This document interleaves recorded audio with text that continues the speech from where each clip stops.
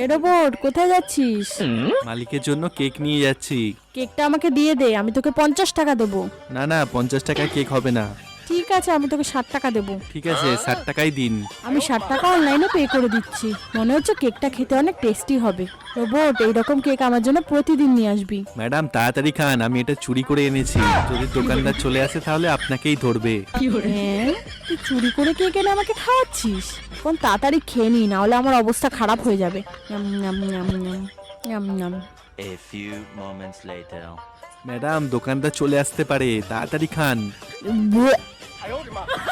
এত তাড়াতাড়ি খাওয়া যায় নাকি? আমি কি রাক্ষস নাকি যে একসাথে সব খেয়ে নেবো? ওরে বাবা রে, আমার পেটটা কি ব্যথা করছে।